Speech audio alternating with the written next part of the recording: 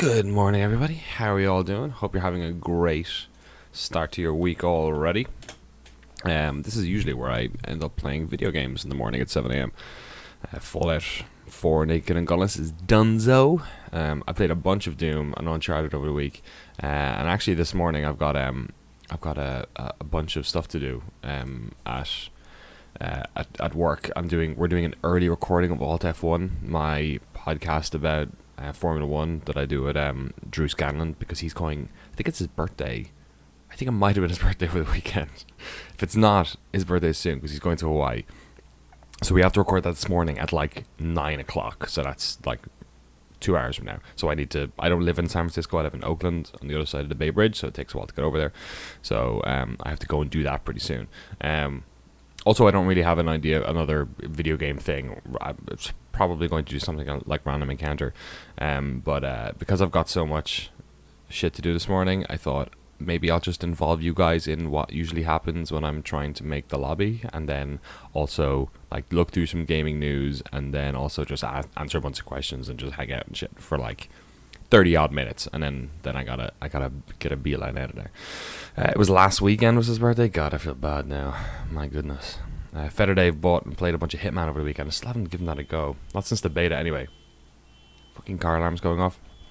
It's terrible. Shows my breakfast. It's not even porridge. It's what do you even call this? Fucking Greek yogurt with like custom, with like I put some raisins and some almonds in there. Part of my new healthy lifestyle. It's going alright. I lost a bunch of weight since the start of the year. Haven't drunk a beer in over 2 months as well. Haven't had a Diet Coke in about a month, probably, I think, at this stage as well. I think. What up, Row the Pony? Row the Pony? Anyway, maybe this will be interesting to you. Maybe it won't. But here's a super secret peek into the workings of GameSpot. This is the lobby's running order, which is the show I do on GameSpot every Tuesday with Mary Kish and Eric Tay and all those. This thing says, don't forget about the giveaway. This is basically all of our news stories. And so every week, hop in here and I make a new one. And we kind of call this one Season 3, Episode 14. And what's this Tuesday's date? This is 17th. So I gotta figure out what to go in the show, basically. So maybe y'all can help. Oh god, it's gonna eat itself if I look at that screen. So I'm guessing that, first of all, I played a bunch of Doom and Uncharted over the weekend. I'm guessing we're going to talk about both of those. I don't really know in what context, though. So the way we sort of do this is that we first of all look at what games are out, what's doing really well on the website, what's trending high, I guess. And then we look at like what embargoed stuff is going to be releasing soon. And if I'm not wrong, I think maybe Homefront might be out on Tuesday. I think that is actually happening. I could just look it up on Wikipedia. Homefront. Is it even the... God, I can't even remember the fucking... Is it the Revolution? It is, yeah. God, it's been so long since we've seen this. Yeah, Tuesday, Homefront The Revolution is out. So I'm guessing that we're going to have some sort of Homefront Ask the Reviewer or some sort of chat about that. And I think Scott Butterworth's doing that. I think it is. We'll put Scott's name in there. And they're probably just going to go, for now, Doom thing, Uncharted thing. And then this is the point where we go to Reddit. Because most of the news as it's happened, I know, Brett, I totally forgot Homefront existed as well. They have not been promoting that game very much, and it's freaking me out. In fact, I can't wait to go in and talk to Scott about it just to see what the story is with it, because I don't know, it seems like it's just coming out randomly. I mean, it's a really good month for video games, and it's probably a difficult time for them. We've got Overwatch coming out soon, and Doom and Uncharted did so well, so yeah, I'm excited for Doom thing as well. What is this Wikipedia thing? You should be on Giant Bomb. That's a good point, actually. Whenever I go over to Jeff and talk to him about stuff, I always Wikipedia things. He always goes straight to Giant Bomb, which I guess he would. It's his livelihood. They promoted with a certain weird North Korean phone. Really? That's interesting. It's weird. Alright, let me have a little quick swing on over to Reddit Games and see if anything broke this morning. So I'm on the west coast of America, which means a lot of news actually is broken by the Doom 3 sales. Interesting. That's good. I'm happy somewhat. System Shock Remaster announced. Really? Kickstarter? Alright, that sounds pretty cool. Who's doing it though? Night Dive Studios? Who the hell are you? Oh, is this our chats about these games? Up 60% over previous best. Doom beats Doom 3 sales. Interesting. That's good. I'm happy somewhat. System Shock Remaster announced. Really? Kickstarter? Alright, that sounds pretty cool. Who's doing it though? Night Dive Studios? Who the hell are you? Oh, is this the crowd that got set up to do... Oh, okay, this is actually the crowd that got set up to do this. Fucking Turok.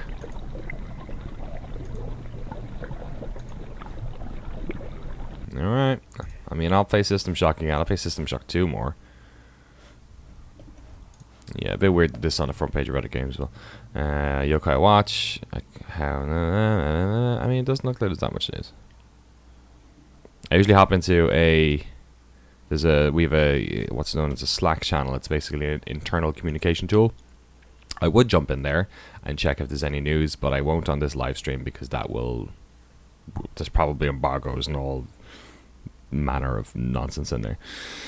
Eating breakfast while watching a guy eating breakfast. I know. Fucking this Greek yogurt's great,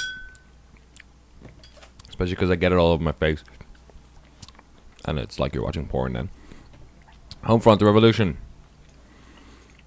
Damn Buster Studios. Is this their first game? It is. It's a Free Radicals thing, right? Yeah, okay. Free Radical, rest in peace. It's been almost 2 years since they got shut down. Alright, for better or for worse, we can hop in here and have a look at the news. I mean, the fact that all this is still here over the weekend makes it look like there's not that much news. Sorry, I should not have been eating. What the fuck is soft body? Peter Brown cracked out a review while he's playing Doom. Fair play. No, I might get him to talk about this actually. We're going to get him on to talk about Doom anyway. I mean, it'll probably be asked to review our review. Oh wait, is our review gone live? Is that did I just miss that? No, it's still review in progress. So we didn't get that copy of Doom until launch day, until Friday. So sadly, we don't have a review on the site yet. At the moment, here, let me break the chat out over here because I'm going to start doing a little Q&A. Excuse me. So yeah, we'll probably end up doing some sort of question Q&A thing about Doom as well while we're at it. But yeah, news. DRM free Witcher sale. Resident Evil, really? 800,000 copies? Jesus. Battlefield 4 DLC will soon be free. Nobody gives a shit. Assassin's Creed movie is 65% present day, 35 in the past. What? This isn't a video game we're making? Oh man. Fucking 65% Animus. It's what you always wanted. Dude, I love Bulletstorm. I hope they're making it. I'm really happy if that they're doing that. People Can Fly. Make good video games. Feather Dave asks, any interest in Valkyria Chronicles? Did you try the original? No, I have a massive blind spot for that. I have a massive blind spot for anything that sounds even remotely Asian, to be completely honest, unless it's Biohazard. I have not played those games. What's tends to happen when you work in a place like GameSpot is that there are people who are like, I don't know, they gravitate to their own clan, I guess, of games, and they sort of stay there because, like, I worked in a place with people like Alexa and Peter Brown and Kevin Van Ord who were like super into those games, or at least had a lot of knowledge about them, so I just didn't ever get into that, sadly.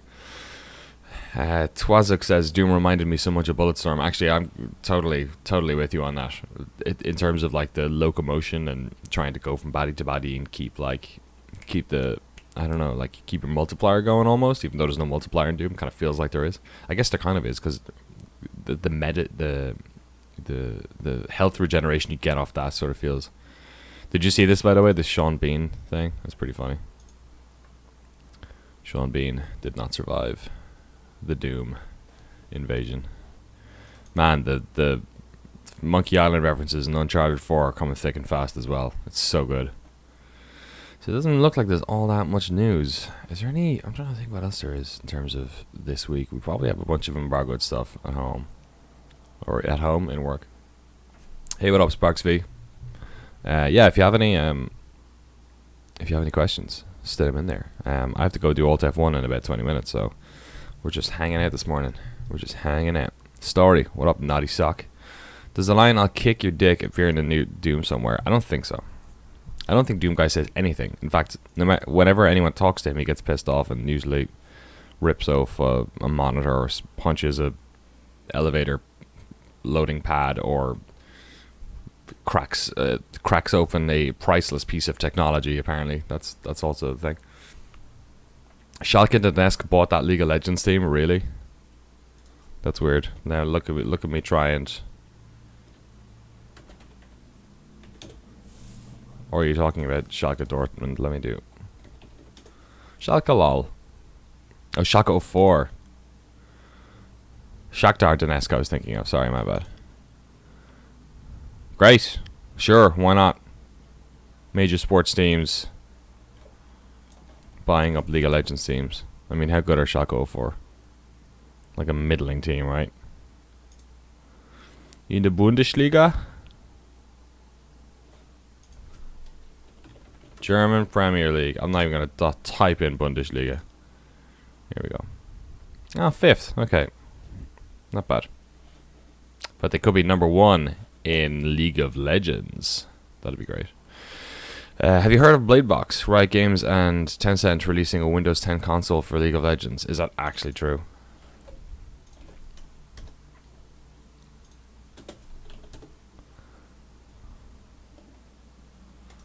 Hashtag Bladebox is a... Nope. That's what comes up when you type Bladebox in. I want to type Bladebox into Google Images and see what comes up there.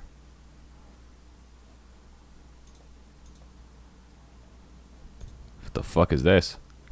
What? Bladebox. Blade remover.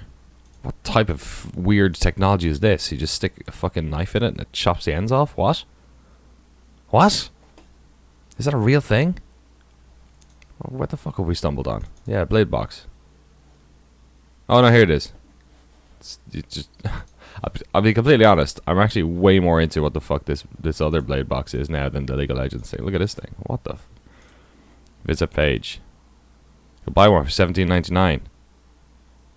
It's in fucking German. Yeah, translate it, obviously. Scalpel Bladebox. The Scalpel Bladebox is the safe one-hand method for removing scalpel blades from scalpel handle. There you go. That's wonderful. If ever someone's trying to cut themselves, you just reach for the closest blade box. Anyway, in video game news, Tencent, Intel, and Haier announced a Blade Box, a game console running Windows 10. Well, that's fun for them. I mean, they're just the latest in a long line of people who are trying to make little console boxes. Do you remember the shuttles? Remember PC shuttles? Little shuttle things, these hooks. I guess they do still sell them. Or I forget the name of the type of motherboard you needed for one of these. They were cool. I used to own one back in college. Myself and my buddies built them. Super fucking hot. They just get atrociously hot. But yeah, they were cool little things. But that's basically just all this stuff is. I mean, at least it's running Windows 10. Unlike the Steam box. Probably aiming for Chinese market with that's a Spanner 94. I mean, sure. Probably aiming for any fucking market. I wonder how those Steam boxes are doing. You can still buy them through Steam, right? On the hardware thing. So, whoa. Games are experiences, and how you play can be just as important. It's so weird, these Valve video things. Players have had to choose between the precision of a mouse or the familiarity of a controller. Between the power of Dude, I do not want to be playing Doom on a Steam controller. I think you're a PC gamer. So this is where you play. Oh, I've not seen this one. Gaming has always It's with been about it's with the Scout and Team Fortress. So why shouldn't you be able to play? Steam Link looks interesting. That looks fun to me. 1080p at 60 frames. And I know Vinny uses one a lot in his house that's completely wired with Ethernet, so that's like an interesting way of doing that for me. But I don't know. It's only $50. I should probably give it a go. Here we go. Steam Machines. God, look at the state of these yokes. Cyber. Just the Alienware one. I've seen that one. We had that in work. So they don't actually sell them here. Is that right? You have to. They spit you out somewhere else. Oh no, it's $500. Okay, starting at. That looks fucking ridiculous. That looks okay. Although Zotac, not exactly a brand I'm familiar with. Yeah, sure. I'm leaving Steam to one of your websites. Stop freaking out. Don't worry about it, bro. Anywhere Steam Machine opens up a new way to play with endless possibilities of Steam. The endless possibilities of Steam OS is the funniest thing I've read today. The endless possibilities. The fucking vast restrictions of Steam OS. The widespread restrictions. How expensive these get? $629. What graphics card is in these in? GTX GPU. It doesn't even say the name of the card. Add to cart. Nah, I think I'm alright. Should we chat to a representative? Let's chat to a live. Dell! Oh, God, I forgot Alienware was bought by Dell. No, backing out. I'd rather buy a Blade box. Let's see if Amazon's got some good deals on Blade boxes. You got any questions? Put them in the chatteroo. Probably not going... What? No, go away, Amazon Smile. Look at this. Oh, yeah, that's a good one. That's a good one. That's a good Blade box right there. Feather. Add to cart. Ooh, it's only told if I order it now, I'll get it within 8 hours. I could have that blade box tomorrow. I'll be chopping up my own blades in 8 hours. 8 hours, really? Like by the end of the workday? That's impressive. Do you ever feel like the industry is too secretive about what goes on during games development? I'd be very interested to read this because I don't think so. I think the game development is too fucking boring for people to care what's going on behind the background. And this comes from somebody who goes and interviews game developers. That'd be fun. Reddit Games is great. Great resource. Love it. Danny, how's your E3 looking from a distance? The tide approaches. It does. E3, the Electronic Triple, is on basically a month from now. What is it? The 16th of next month is Thursday. So it's this week. It's the 12th to the 19th, I think, is when we're down in LA. Yeah, it's looking good. It's weird. We have... What happens around this stage is that we get... so there's a massive document which is getting filled out with all our like stage details. So none of this stuff's been announced, so I can't talk about it. But we have, there's a GameSpot stage that's on the show floor, which every year we have a bunch of people come on. Game developers, sometimes there's 2 stages down there. We get game developers on, we get other people on. Last year we were Kind of Funny on one of the stages downstairs, and we basically just do rolling demos. So we record. Usually pretty short, like 20-minute interviews with a bunch of developers as they come on, and we have this massive background production line where like me or somebody else will be on the stage talking to them, but once that's finished, boom, somebody cuts it, puts on the website, cuts it, put on a website. So what happens is over the next month or so, a lot of people, sort of higher ups in GameSpot, start to fill out that sheet of like, well, who's coming on next, like what games are Nintendo showing, it's whatever, this one game or whatever, and they slot that in, and then what games are EA and PlayStation and Sony. So I don't actually have any visibility on that stuff right now, because and I wonder what the hell's going on, because obviously EA aren't there, Activision aren't there, Disney aren't there, which we know why now Disney aren't there, and then Nintendo apparently are only turning up with one game, which I think everyone is assuming, if they haven't said outright, is the Wii U version of the new Zelda. So there's that, and then there's the whole, there's usually a big chunk of games that we don't know about yet that also get announced. So, but we have those booked in ahead of time. It's usually along the lines of, we'll have like a whole timetable, and it'll be like unannounced Microsoft game number 3, unannounced Nintendo game number 2. So I don't know what's happening this year in terms of the amount of information that's coming on. I was very excited about E3 up until the Nintendo news. I'm still excited. I hope no more leaks come out, because I think we're going to have an interesting look at the new PlayStation Neo, or whatever they're going to end up calling it. Microsoft could also pull something out of the bag in relation to that. We'll also probably get prices and details over the PlayStation VR. And then hopefully we get a bunch of great games. I mean, last year was an incredible. Last year, 2015. I mean, 2015's E3 was pretty dope. Yeah, probably mostly because of Bethesda's press conference. Being completely honest, I mean, and both big games they showed off, Doom and Fallout 4, turned out to be bloody amazing. And then 2015 itself ended up being a great year for games. This year turning out to be a great year for games. I'm just a little bit worried that maybe we may be blowing our wad and next year might be as good. But then I always think that because I work in the games press and we have our ability to look into the future is like this far because of the nature of our industry. But yeah, we'll see. I'm looking forward to it. We'll see. Yeah, Dishonored 2 will obviously be shuffling around as well. But it's going to be crazy. The actual like E3 show floor is a weird experience. Like I watched GameSpot for like 6 years before I joined the staff, and every single year I would be back in Ireland watching E3 all the time on live streams. I remember one year I worked in a bank. I was doing I had the weirdest job ever. It was a job where I would hand deliver mail post for a bank. So I was basically just walking around town a lot with a bunch of letters. And I went into a web cafe, and I forget which one it was. On the old GameSpot, you used to get little merit badges, little emblems, whenever you watched specific live shows. They tracked that shit. It was really cool. And you'd get one every year for Nintendo, Sony, and Microsoft. So my old GameSpot account has got like Nintendo, Microsoft, and Sony for like 5 years or some shit like that. Probably only 4 years. But I remember taking an extended lunch break and watching the Microsoft conference, which I think was on at maybe 3 p.m. British summertime, and then getting home in time for the other ones, which was pretty cool. Don't sympathize, LH Carpenter. I've had worse jobs than delivering mail, believe me. I think the worst job I had was working at a dog track, taking bets off people who didn't have the money to spend. Actually, AOL call center was probably the worst one I had.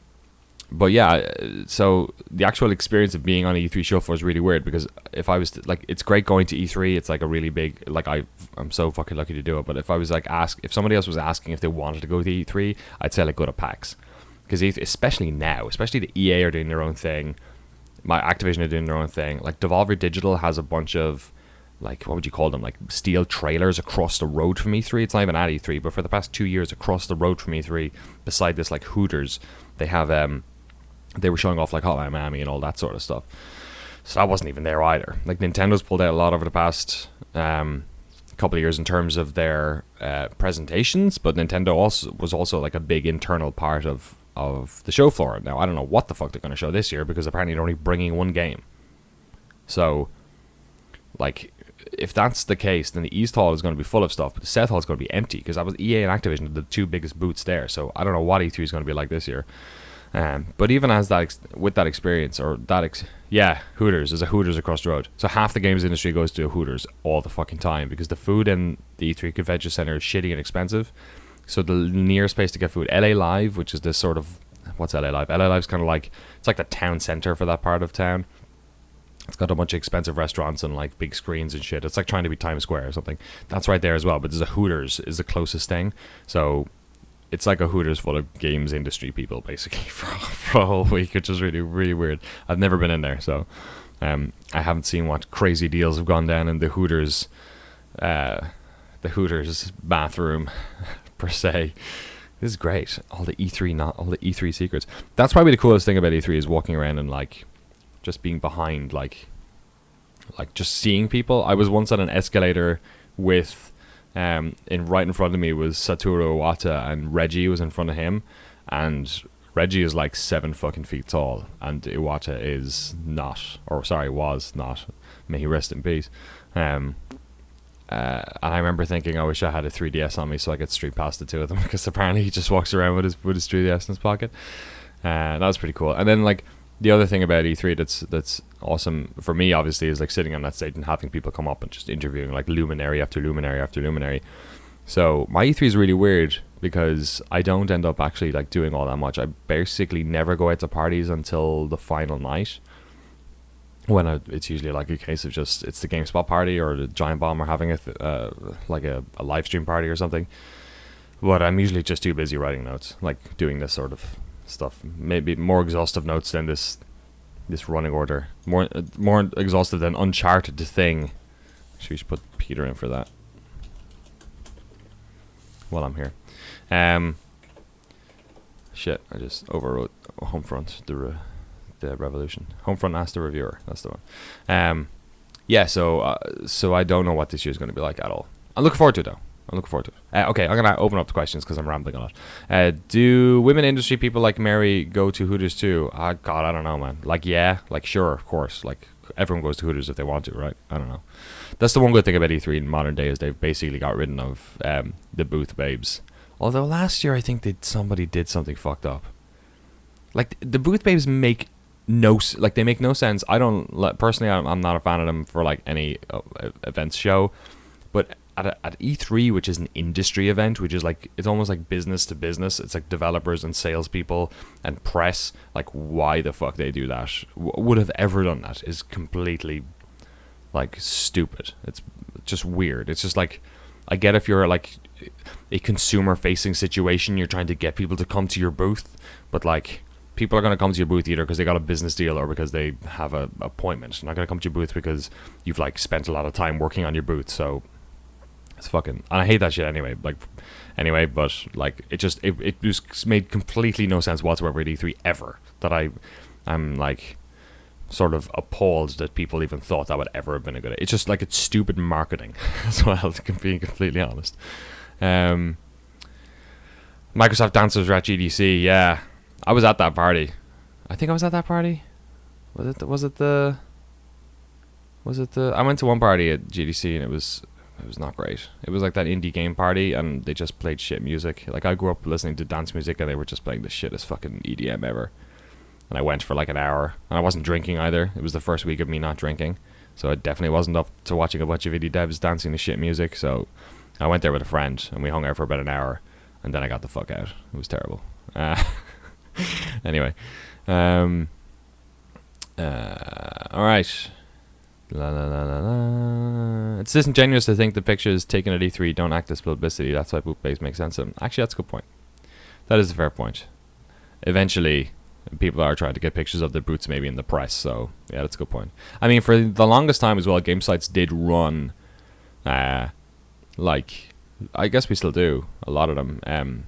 Galleries do a lot of traffic. Galleries are like super good for getting people to click on things and get. I mean, you know, modern video game websites are basically just all about impressions. I mean, modern websites, especially editorial websites, are about impressions. So galleries have been like a go-to for like getting people to click on stuff for years, because like every single time you click something, it's like you read 20 news stories as far as our metrics are concerned, which is stupid because it's like serving you the same ads every time. So it's not like you're getting 20 times more advertising, but then we're going into a deep rabbit hole over the strange workings of online advertising. But yeah, so I guess you're right. You know, galleries do tend to do well, so maybe people were for the longest time sort of just trying to get themselves into those galleries. I don't know. Tamagotchi, what's some good dance music? I like, one of my favorite band ever is Left Field. I would listen to them, or Future Sounds of London, or Orbital, or Aphex Twin, or, I mean, even the Chemical Brothers. I would start. Left Field's new album's really good. I like that a lot. I'm listening to that at the moment. I'm trying to think what else I have that I've been listening to currently. Let me knock together a playlist or something. But yeah, those bands I just said. Listen to some hot.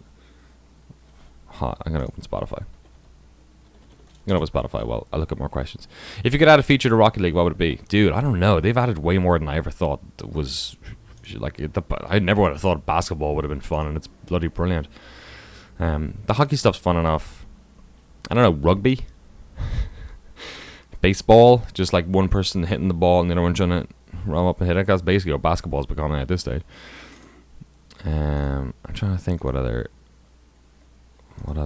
There wasn't another album I was listening to. Oh yeah, there's a new Massive Attack album, which is pretty good. I do like that.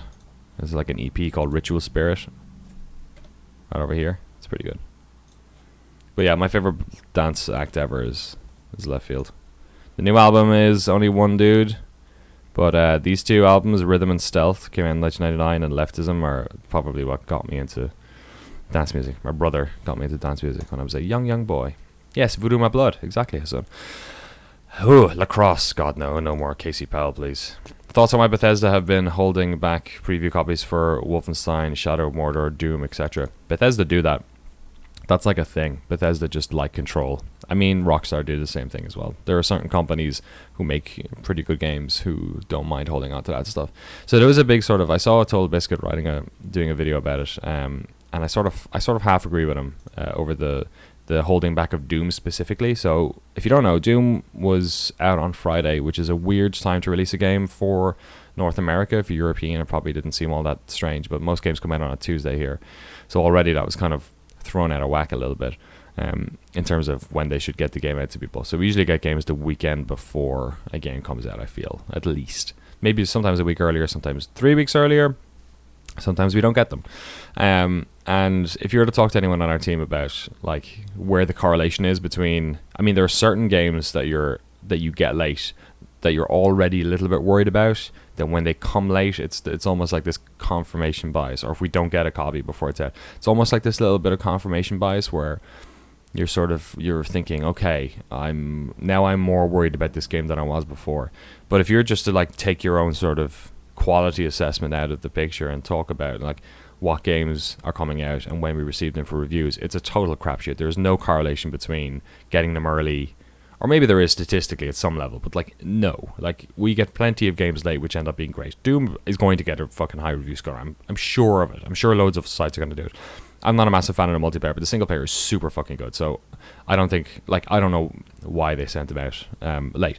The reason I think, actually, that's a lie. I think I do. I think the reason Bethesda sent out the stuff for Doom late was because there are so many websites right now doing, like, IGN are scoring their reviews as work in progresses the same way sort of Polygon have been as well. And I think with 2/3 of this game requiring online connectivity, which is like the bones of it, if you boot up Doom, it literally comes up single player, multiplayer, and snap map. And multiplayer and snap map you can't use unless the internet is hooked up. And what they want is they want the reviewers playing the game in the same sort of, they're like scared that like servers will be empty basically. So unless they've got like something like a widespread beta, if you're playing a game pre-release, and this has happened to me a bunch of times, like servers are fucking impossible because you're talking about basically like say 100 people in the world have it, and you all have to be online at the same time, and you all have to be clicking in to the multiplayer section and also clicking into the like the same like game mode. So like it never ends up working out. So, or it's a real difficult sort of way to do it. So game sites or game publishers, they sort of protect game sites from themselves a lot of the time, and they try and say no, we'll hold this back and we'll give it to you a little bit later down the road. So that's what I think has happened with Doom, is that Bethesda, who are already a team who tend to hold back their games a little bit late because they have the right to do so, they got us copies a day before, but we actually ended up getting an Australian copy before they ever sent to us, because we have an Australian office and they bought it with a credit card, and then we could log in via PlayStation Network and just play it. So we did that ahead of time.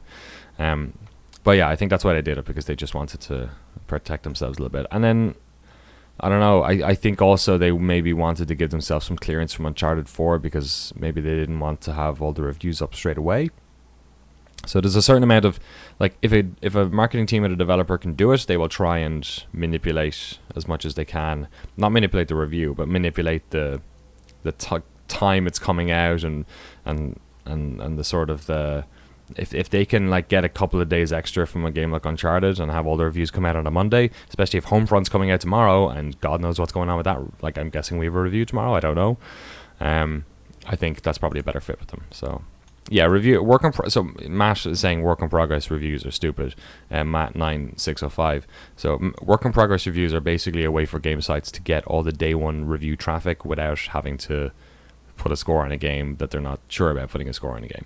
So obviously we don't want to review a game until it's reviewed, or score a game until it's actually been reviewed and the person who's played it has completed it maybe, or at least played enough of it they can actually review the game, right? So the reviews in progress sort of allow us to give a little bit of a heads up as to what the game is. And I actually like reviews in progress. I just don't like when they score them. I think when they score them, it's cheap. I mean, it's they score them. Yeah, I don't get that. Like the review in progress, I get. Like we have review in progress up of Doom at the moment, which Peter wrote, which is great, I think, because it just tells you, look, I've played 6 hours of the game or whatever. It's looking really good. This is as much as it does, and it's like what? It's like 6 paragraphs, and that's it. There, look. Come back here next week, see if I've made it a positivity intact on the other side. So it gives you kind of a decent approximation of it, and I think that there's some worth in that. But yeah, the scoring stuff is a little bit weird for me, to be honest. LH Carpenter asks, do you see any shifts happening in the games journalism industry? You think current website models are going to hold up? I think everyone's doing okay. I think what you did see was that last year. I think with the sort of large expansion into like entertainment news, and you know, if you look at a site like IGN, which has like done massive inroads into things like Snapchat and Facebook, and also GameSpot's done massive inroads into Facebook. I think game sites have, you know, they're always trying to find out, expand or make up for audiences lost or do whatever. And I think game sites are in a better spot this time last year, or now, than they were this time last year. But that's kind of the only shift. I don't see a shift on the editorial side necessarily. I mean, maybe there should be, but I don't see it. I think what's happening is game sites are becoming more about immediate news. Like news is such an important part of game sites, and breaking news, and also just covering news that other people have broken. And obviously video for the longest time has been an important part of it as well. But video is super expensive, and news is doing really well at the moment. Ultimately, all this stuff is dictated by the advertising market. So, I mean, I'm wondering if there's going to be a shift in advertising soon away from the sort of world of impressions, which is the idea that advertisers only care about, or advertising is sold based on clicks, right? But everyone's slowly copping onto the fact that that's basically a massive fucking House of Cards and Emperor's New Clothes situation, where nobody's actually watching any of the ads, and they're also trying to get away from them. So sponsored content has come in to sort of like fill that void where people are like engaged with the brand, but like that's also sold content, and nobody fucking likes that shit either. So I think that there's my hope is that in the future there'll be like more concentrated, like well thought out, like louder advertising on video, maybe, because that works better for video, and it's worth more than the CPM. The cost they sell it for is higher. So and I think that's what ultimately points games websites in any direction. Like that's why IGN covers films and comic books, because they can get people to click on those via SEO as well. I mean, I'm sure I don't know what our strategy is. I'm sure it has something to do with it as well. That's why Facebook video is really important, because Facebook video is like fucking autoplays, and it's reaching audiences of millions that were otherwise not going to video game websites. I mean, there's plenty of people who don't go to websites, who just go on Facebook and scroll their news feed, and that's where they get their news from. That's why all the Republicans are pissed off about this leftist agenda. Well, I shouldn't be doing this leftist agenda that's on Facebook, because some people only get their news via that stuff. So yeah, that's sort of like I feel is the big shift that's happening at the moment. I mean, the biggest shift that's happening in video games journalism is Twitch and YouTube, but that's been happening for like 4 or 5 years now, so it's not exactly like we can just jump into that straight away again. Reviews in progress should literally be, is this game broken, unplayable, mess, yes or no? I mean, I feel like any review in progress, Titus will answer that question, so probably. My morning is going great, Frex. Thank you. I'm going to have to leave in about 5 minutes, because I have to take a bus into San Francisco to record a podcast about Formula One with my good friend Drew Scanlon. But I got some last questions here. If any of you have them, I will happily answer them. Feather Dave, hope you're all having a wonderful breakfast. I haven't even eaten this. Just rambling. Any wild guesses for major surprises at E3? I don't know. It's weird. I mean, I feel like if anyone's going to do it, it's going to be Bethesda. I think they might do something weird. We might see some sort of, I don't know. I'd love to see I guess they've got all their Fallout DLC plans. Todd Howard takes a while to get a game out. I don't know. Somebody make Oblivion on the fucking Doom engine, because the Doom engine is unbelievable. That would be fantastic. A new Elder Scrolls. I would like that. Do you think the weird tension between reviewing games as box product or creative pieces of art will ever meaningfully be resolved? I mean, it is resolved. It's just that the audience isn't resolved. I resolved that fucking years ago. Like, everything is a boxed product. Movies are boxed products. They're tickets. You know, CDs, music is well, for the longest time it was a product. So you review it without the price if you can help it, if you want to. Excuse me. But yeah, whenever I'm reviewing a game, or whenever any of the reviewers in our side are reviewing a game, that's not really a problem. It's only a problem because people have their own preconceptions about value, or about like they have an identity for that game which they're trying to like have the review fulfill, and then they'll pull any reason to make sure that does or does not work out. So, I mean, it's weird. Money means so much more, means so much to, or so different to every person, that it's just an impossible, like, it's like it's impossible like dream to keep chasing to try and hit that one on the head. So I think the easiest thing to do is to completely ignore it. Do you play the old Shadow of the Beast? If so, how do you feel about the new one getting some negative press? Oh, I haven't seen if the new one got negative press. I did. I had I grew up playing Amiga games, so I didn't realize that reviews came out for this yet. This is what I do. I scroll down straight. Oh, really? 3.0? Fuck. Damn. This was an interesting project because they gave it 7 out of 10 from Push Square, whatever that website that is. More power to them. Alright, let's do the Metacritic shuffle. If nothing else, just to see the spread. Man, Polygon really hated it. Who reviewed it? This is what I'm talking about. You just gotta... Justin did. Huh. Alright. Video Gamer 6. Who read that one? Tom did. Okay. Well, I trusted 2 of those. Yeah, that's a shame. I mean, the original Shadow of the Beast is a fucking weird game, man. I mean, the original Shadow of the Beast, as far as I'm concerned, was like an Amiga game, an Amiga version of Altered Beast. And it was, here, let's have a little look. Oh, look at them graphics. I can't even fucking see it. Is there any other long play stuff? Here we go. God, the intro for this game is to scare the bejesus out of me. This baby gets stolen. Here we go. Shadow of the Beast, baby. It's not a... It's fucking so scary. Actually, Shadow of the Beast 2 is the one I played. Way more. Yeah, Shadow of the Beast 2 is the one I played more.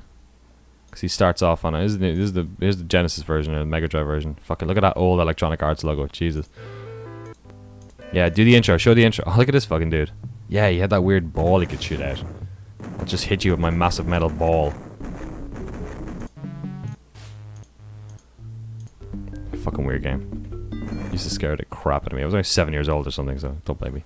That's a shame. I'm gonna pick it up and play it. Actually, I might play it on a stream on here. So hit that follow button if you want to see me play a game that's shit. Apparently, that'd be a shame. I will wish you a happy birthday. Last question is: do you think Battlefield 1 will be a fun game to play?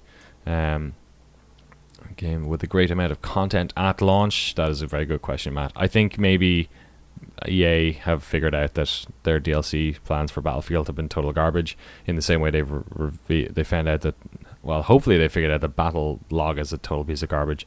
We'll have to wait and see, I guess. What does Nintendo have to do with their next system to be a powerhouse again? They don't need to do it. Nintendo have always done their own thing on the side. There's always been like the big boys having their fight over here and Nintendo doing something weird over here, and the big successes they've ever had is when they've done something that no one else has done. DS, high selling handheld of all time. Game Boy and Game Boy Color combined, like 4th highest selling console of all time. The Wii, 5th highest selling console of all time. The only time they ever tried to get involved with the rest of them was with like the GameCube, and that thing sold like fucking concrete cakes. Ugh.